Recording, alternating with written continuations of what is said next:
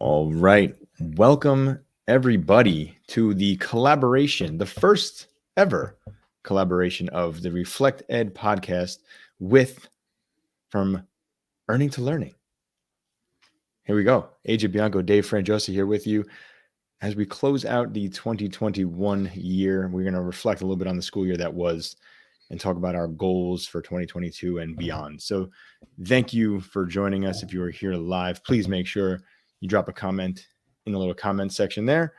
And if you're not live, you're listening later on, make sure you tweet at me and Dave at AJ Bianco, at David Frangiosa. You know how it works. So let's first welcome Dave. Dave, how are you after this holiday season? I'm doing great. Just got to spend a couple of days up in Vermont with the family, some quality time, trying to get my kids on the slopes, get them skiing. So it was a lot of fun, tiring, but, uh, a good break. How about you? How's everything going? Everything is going. We are back and better than ever in the house and making use of our new spaces and enjoying time as a family, which is much needed during this time. So we are definitely just low key, relaxing, enjoying the holiday season, all those good things. All those So good things. awesome, man. So we got Mel joining us, and yeah, usually you only see me typing, but yeah, you get to see my face this time. So I don't know if that's a good thing or a bad thing, but here I am. That's a wonderful thing, Dave. It's a wonderful thing. All right. So the major point of this collaboration, like Dave, you've been on the podcast before. You've been on Reflected. You got your own podcast. You got your blog. You're doing all those things.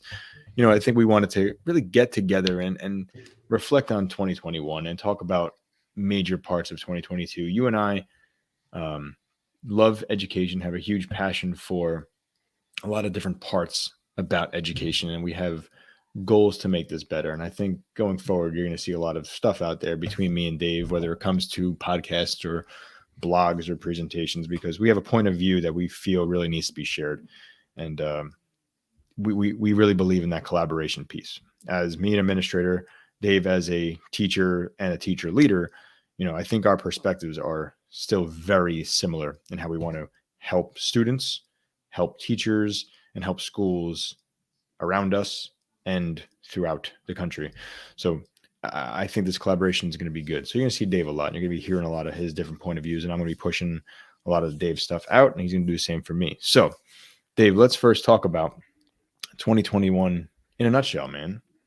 What did you notice from the year that was 2021? It was the hardest year I've ever had teaching.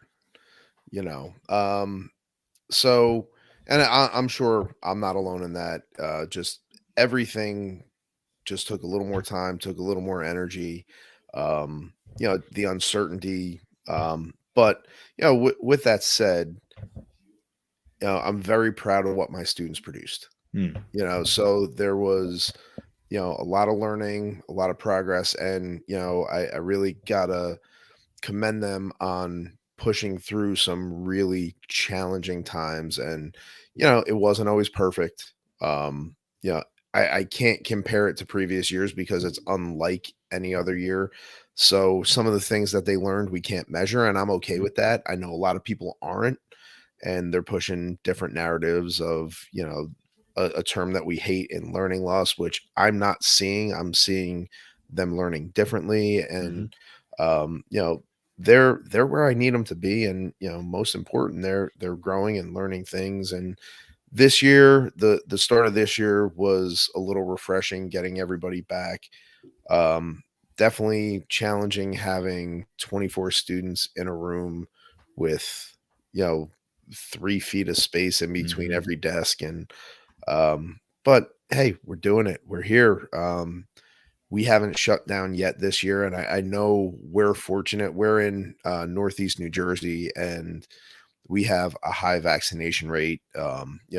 We have support from the local governments, the boards of ed, admin, that we know a lot of people across the country don't have. So I know our experience is probably a little more positive than some people around. But I'm like I said, I'm just really proud of what the students are doing. Mm-hmm. Dave, I'm curious because you're in the classroom and I'm an outsider to the classrooms. I know when I pop into a classroom, I see a small snippet, which isn't fair. I can't judge what's going on with a teacher or going on with a student. But you're proud of your students. Are you seeing your students take more chances, more risks in the classroom, or are you seeing them kind of just go by what you're leading with in a classroom, and they're just kind of following a direction and being excited to be in a classroom again?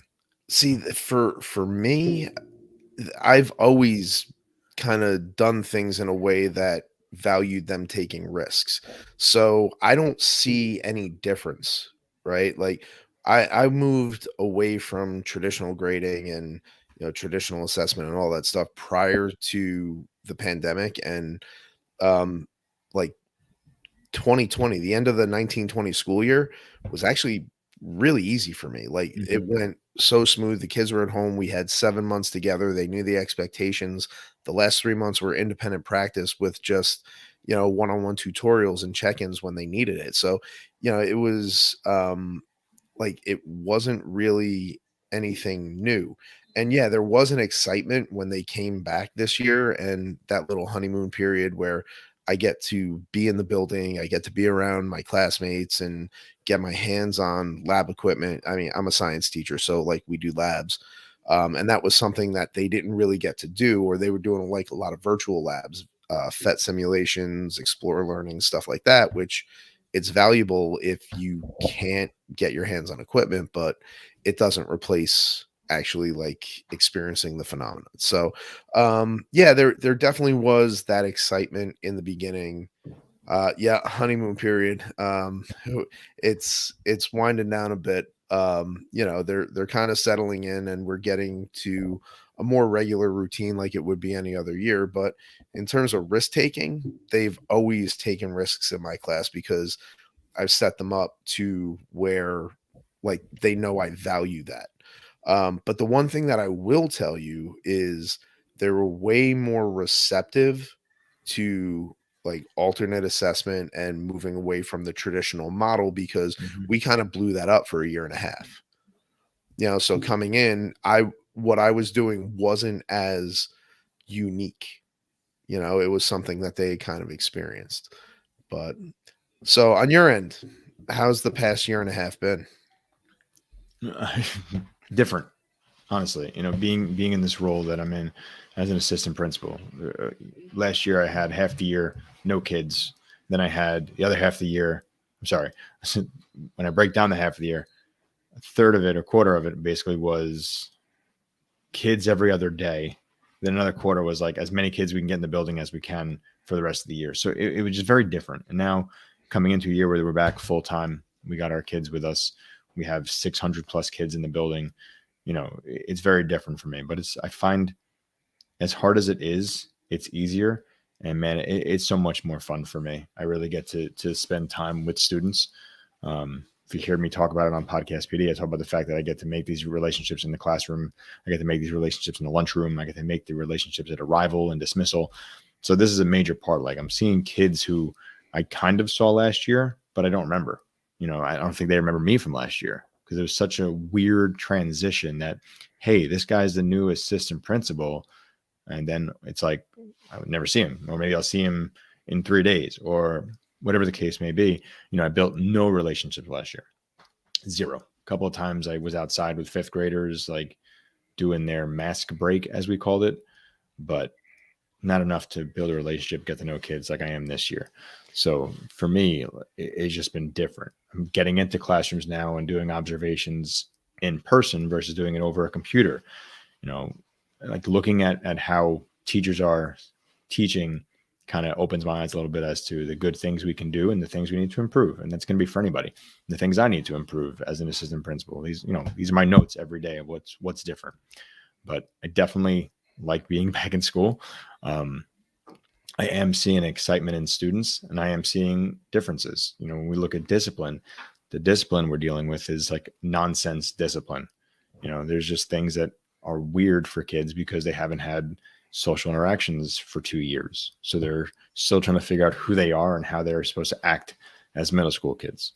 Um, When it comes to tests, you see the same reactions from tests and quizzes. The kids don't want to do that, and they struggle and they're nervous, and they want to break free from some of these educational terms, but they're not there yet because they don't know how to embrace it. They're used to tests and quizzes. We don't want to change things too much, so that's definitely something that we have to change. When I look at teaching practices, I think teachers are so happy to get away from the technology they had to use this year that they're forgetting to use technology the right way, now. I would love to see more technology and the use of technology, in a different way, not with Google Meet, not with Padlet. I want to see technology used the right way. So we'll get there. We'll get there. But, I'm just kind of excited for what the rest of the school year brings, because I think we're getting to a point where we can take more chances and really do things that are different and unique. All right. So I want to talk about your favorite topic, the lunchroom. I'm Yeah, my kidding. No, favorite. no, we're not going to go there. So what have you noticed? What have you noticed to be the biggest challenge that students or teachers are coming to you with? The biggest challenge for students is just kind of figuring out who they are, where they fit in, because they haven't really fit in for the last 2 years. So I think for me, trying to figure out for kids, like, do they belong in that group? Should I keep them away from that group? Where should I be, like, in a lunchroom? We'll use that as an example. Where the troubles going to start? So I look at the kids and I try to figure out who's their clique, who's their crew, who do they fit in with? I'm looking at that and I see that they're looking at the same thing. Like, I look at the kids in the lunchroom, like one day they'll be on one side of the lunchroom, one day they'll be on another side, and they keep moving because they don't know where they're comfortable. They don't know where they stand. They don't know who their friends are, especially for my 6th graders and my 7th graders. They've had such a disconnect over the years. For teachers, I think my teachers are very good at kind of handling problems that they have in their classroom. I don't really get many classroom problems. I had some academic dishonesty, to be honest with you. I think some kids are just trying to figure out a way to work around the system because they're not spending their time wisely. They're finding the easy way out. Well, when you talk about academic dishonesty, for the better part of a year and a half, they're sitting at home in front of their Right. computer, and Right. we talk about it as academic dishonesty. Is it that, or is it that they just don't understand this is not how I engage with an assessment? Like, so and those are the things. You're right. They don't understand how to navigate school, and when is it appropriate to use a resource, and when does it need to be your own authentic work, and trying to find that balance, and not having that guidance and not having the teacher there to say, hey, on this particular assignment, I want your own words without any help, or so I kind of shy away from, like, cheating and academic dishonesty, and I look at it as, what support were they trying to find, and why were they trying to find that support? And I know, like, even in the middle school, there's that pressure for grades, which I really don't understand. Maybe it's placement or whatever. But it's why are they struggling with what they're struggling with? And I think part of that could be we were trying to measure the same metrics, like, remotely, and they didn't get the support in the lessons, and so they did what they needed to do to get by, and now they're just trying to get back into a routine. But that's definitely something that I think we need to investigate. So. Yeah, a lot of it is. I don't know if it's the easy way out. I think it is. I think it's the easy way out. I think it's trying to figure out how to play the game of school again. I think it's trying to find the workaround that they can see if the teacher's going to recognize it, how serious the grading is. But this is something you and I have talked about privately.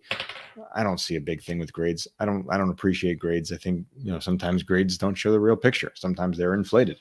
You look at class participation grades, that's going to boost your average, right? If I give you 100 for class participation because you're doing what you're supposed to, if you're complying with the things you're supposed to do, you're going to get 100. It's going to boost your grade from a C to a B plus. What does that really show me? You've bombed all of your tests, but hey, you did great on your homework. Like, Yeah. that's what middle school grades look like to me. Middle school grades look like homeworks, tests, quizzes, some projects, and then class participation. So what does that really show for a middle school kid? For us, for middle school, it's really about their growth and development. So how do you grade that? From 5th grade to 8th grade, how do you show that growth and development? Well, and I think part of that is we're in this mindset, and high school teachers are guilty of it too. We're trying to prepare students for what's next, right? So in high school, we say we're preparing them for college or the workforce. In middle school, they're doing things and saying, hey, we're preparing you for high school. This is what you're going to see there. Mhm. So that's why we're doing what we're doing. And, the justification becomes what's next rather than what the student needs right now. So, like, I'm in agreement with you that, like, yeah, we should be focusing on developing skills and, providing those foundational understandings and, finding a way to do that. And look, Mel is bringing up a good point here. We have some kids so her one post, we have some kids that they're copying stuff word for word, and once again they understand that they need to get this in because there's a consequence and maybe they don't know how to do it. And then you have other kids who don't hand in anything at all, right? Not even a file. So maybe they understand that copying somebody else's work, I know that's not right, but I have no clue where to start because I don't get that support. And not that the teacher is not trying to support them, but like it's been really challenging over the past year and a half to provide the level of support that we've been accustomed to. And I think that not that any of the challenges that we've seen, over the past year are anything new. It's just that we were able to mask them with extra help and, like those one-on-one, like mini lessons during class when students were working on independent practice. And like now we don't have that because you can't just pull a kid aside in the middle of a Google Meet. Right. It doesn't work. It doesn't work. Like breakout rooms are the most inefficient Mm-hmm. thing that I've ever tried to do as, an educator. Because like even in a classroom, when I'm working with a student one-on-one, I still have one ear on the rest of the class. And if they need something or, you go into a breakout room, there's 23 students who are completely unsupervised. And not that it's not that I gotcha or like I need to keep them in line. It's just like, listening out for what do they need, and so like I don't care how good a teacher you are, you're not providing support to the level that you did prior to any of this.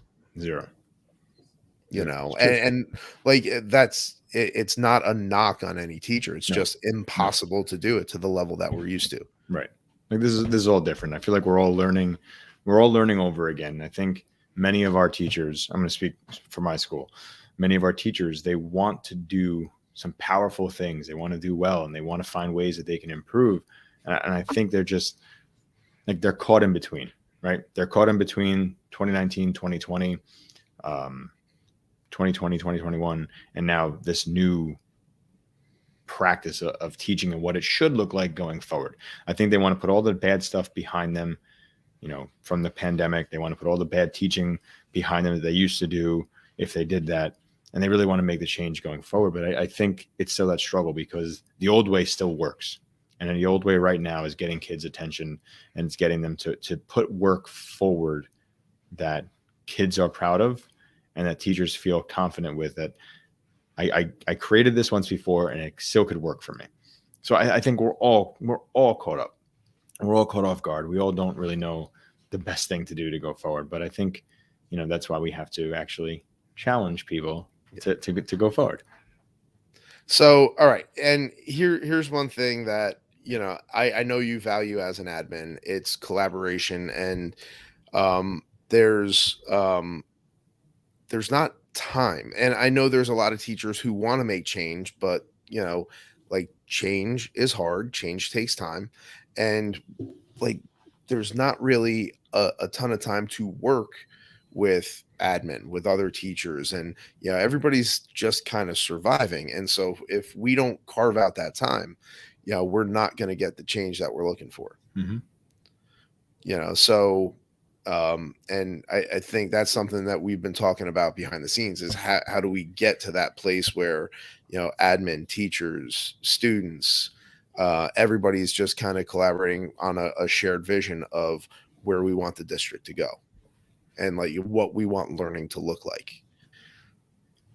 And I think that's a major thing for you and I, Dave. And I think going forward, we don't want to give too much away here because I think going forward, it's going to be a big focus for us. Like bringing forth that collaboration between the teachers and the admins to make this school a better place and to embrace that change, whether it's going to happen right away or whether it's going to be small change that excites people, that depends on the person who's leading. For me, I if I could, right, I would just go, here's the change, let's all jump in and let's make it happen. But I have to remember that progress is progress, no matter how slow, right? So, when we talk about collaboration between teachers and admins, like it's finding that time and finding that balance of making that progress, finding that time. I don't know. I don't want to say too much because I know we have many places to we have go. some things in the works. We do, but I don't want to give too much away, I guess. Yeah, that's all right. So, but you'll be hearing more on that as we move forward. But that's definitely an issue. It's something that we need to tackle, and there's no perfect roadmap to it, but we'll share some ideas, and So, all right, one word has been like the big thing for the past couple of years, and I kind of got sucked into it. At the beginning of this past year. So, what was your one word for 21? So for 2021, my one word was determined. And when I talked about that one word, it was determined to be, better, determined to be a better dad, better husband, better administrator, better son, brother, so on and so on and so on. Right. So I was determined to just improve myself in so many different ways. I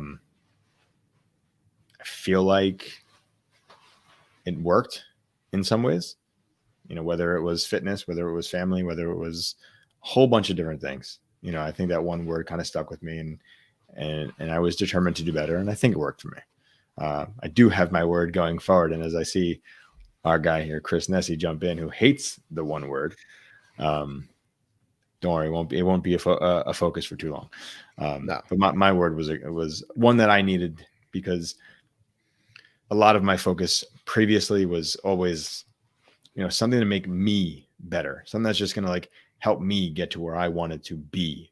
While the word for 2021 was something that's going to help me just overall to be better around the house and in the job and just overall just determined myself to just push and go and work and then just keep going. So go ahead. Now, and I think I agree with Chris because, my whole thing with that is people say this at the beginning of the year. It's like a different New Year's resolution that nobody ever looks back on. And it's just something, but like, you reflect on what you're doing the whole time. So like really you challenge yourself and that's not like a word. It's just who you are. Right. And so for me, like my word was purpose because like I just said, what do I do every day? I wake up with a purpose. Like, what am I trying to accomplish? Right. And that's not necessarily like a one word. It's just who I am, what I do. And so like, I'm running that one back because it served me well, like every day, everything I do, like I'm trying to figure out like, why am I doing it? What am I trying to accomplish? Does this action in this moment help me attain that goal? And, really, is this goal even worthwhile? And it's the way that I've approached my teaching. It's the way that I approach my grading. It's the way that I've approached everything. And, so like really that whole reflection, like the word is kind of secondary. Yeah. It's just like choosing something to force you to reflect on it. And, if you're willing to do that, it'll work. If you're not, then it's just another thing that you do at the beginning of every year, and you write a blog about and get a few likes, and move on. And forget about it. Right. Yeah, Of course. exactly. Yeah. So, that's not what we're looking to do. So, this is all about reflecting, and Right. that's your whole podcast, Reflect Ed. Mhm. So, um, yeah, I know you were determined, and I know you're looking to challenge yourself. And so, what are the challenges that you're looking to set out for yourself this year? Yeah. So for 2022, which is probably harder to say than I realized than 2020, it just didn't work out. So 2022, I am focusing on the word challenge. And I really want to bring that to, am I doing the thing that's going to challenge me as a person to be a better administrator, be a better father, husband, so on and so forth. So I'm challenging myself to just put time in to be the dad that I want to be, challenging myself to, listen more to my wife, to my family, to their needs. But really, I think when it comes to challenging, I really want to challenge people around me to be where they want to be. I don't want the word inspire, but I hope to really challenge people to do more, to put themselves, forward, to kind of push them. I'm throwing a lot of words out here. I'm trying not to, but I really just want to challenge people to do more than what they expected themselves. If that makes any sense at all. Well, yeah, I mean, look, that's your role, you know. And your role as an admin is, to push people out of their comfort zone, support them in that, right? And get them to grow as educators, right? To provide a better service to your students. I mean, that's what you should be doing, Right. right? That's my job. Yeah, and like for me, same kind of thing is I'm just looking to um, you know, I'm looking to show people that like everything that they say can't be done, it's doable, right? Kids respond. It's not we put limits on it and they hear us talk about what can't be done, right? If you don't make it, weird, they'll just do it, you know? It's not there's no magic bullet. There's nothing that like learning doesn't just happen. It's different for every kid, and we got to get away from these like cookie cutter. This is, and I know like so your quote from the article that we wrote together, saying that this is the way we've always done it isn't good enough. Not that it ever should have been, and I mean that's the truth. It's just, but like people have that mindset is, well, I did this and it worked. And the question is, it worked for who? Hmm. And that's the question that we have to be asking is, who is this working for? Is it Right. working for you because you think you know how to assess it and how to get data that you think you can find meaning in when, we really don't? Um, you know, so I'm just looking to kind of push the boundaries and just show people that hey, there's another way, and like students take to it, and more students take to it, and uh, it doesn't detract from the learning of any student. So a benefit to one group doesn't come at the detriment of another. And that's really what I'm trying to show with what I'm doing. And I'm diving into a whole bunch of great brain-based resources that Michael Weingarth, at Learning Pillars. He's a tremendous wealth of knowledge, and I've learned so much from him. Mhm. I'm going down that rabbit hole and just looking at executive functioning, looking at emotions and the impact that they have on learning, and just all the things that we try to separate from the classroom. And just saying, hey, no, like learning can't happen without these things. Right. And so how do we understand like, what each student needs based on what they're bringing to us, and I'm just going to be putting out a lot more resources about that. And I'm excited to kind of see where that's going to go, because I think that's a different take than a lot of people. When they look at you as they standards-based grading guy, and put it in quotes. I don't know if anybody can see that. They look at you as a standard-based grading guy. Now you are opening up to different routes to help you get to that point where you want kids to really achieve in the classroom than just like, going gradeless is more than just a term for you. It's actually like how to get the kids to that point where, the work is what they focus on, and achieving these different pieces. And I think understanding how people think and how they learn and how they react is going to get them to the point of a more successful classroom environment. Yeah.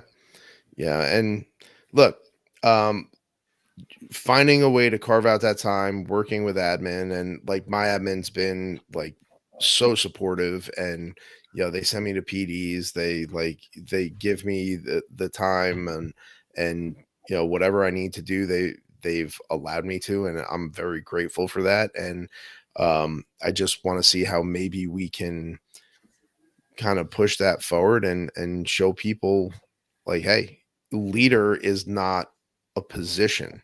Like the title isn't what makes you a leader. It's just, showing people here's a pathway. Like, the title just determines what role you play in there, not, it's not a hierarchy.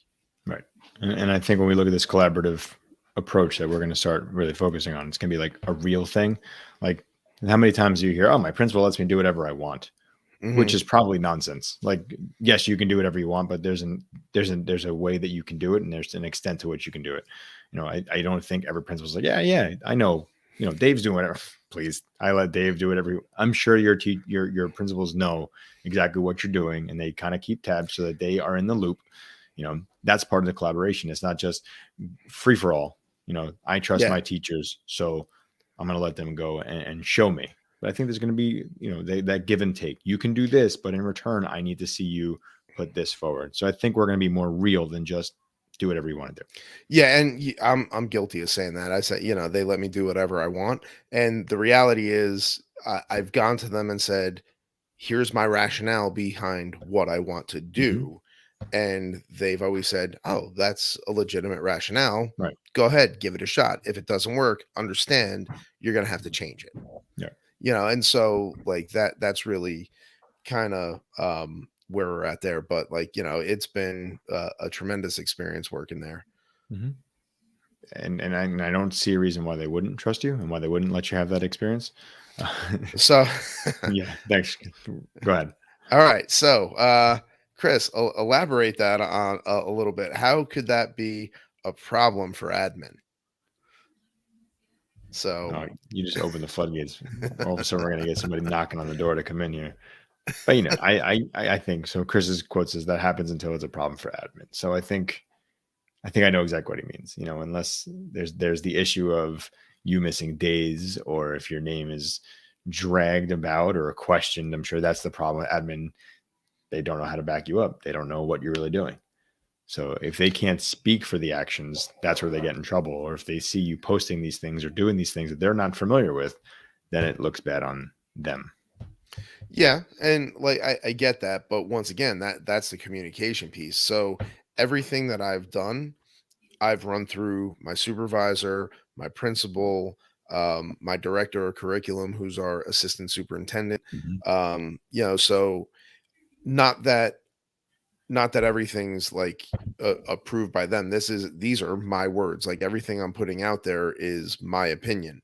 So they're allowing me to do this, and not that they don't disagree with me, but like, it's not, these are not their words. I'm not speaking for them. I'm not saying this is what they say should be happening in every classroom.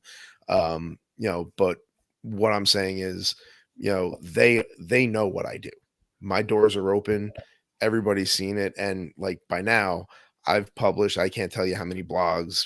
The book is like, I mean, you want to know what I'm doing, it's all out there. So in terms of parents, like, we've had parent meetings,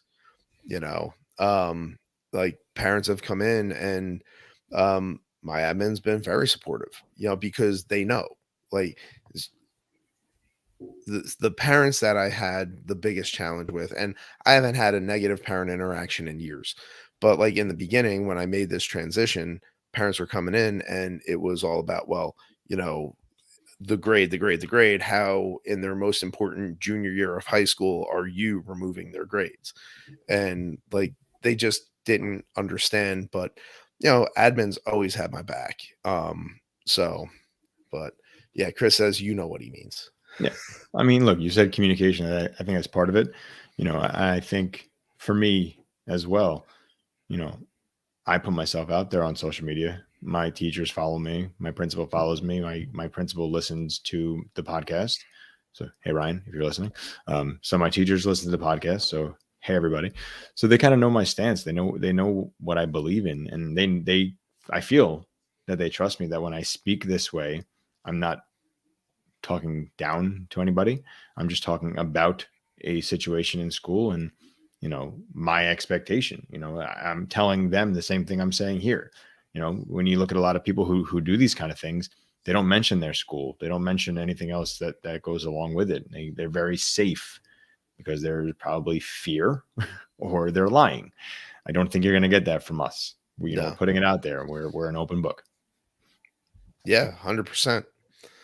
So that's what we got going forward for 2022. We're going to talk about a lot of collaboration. We're going to talk about what it looks like for admin, for teachers, how to work together and find that time and carve out, those relationships so that it's a successful partnership and not, because I hate the word boss. I don't want to be seen as a boss. It's a partnership.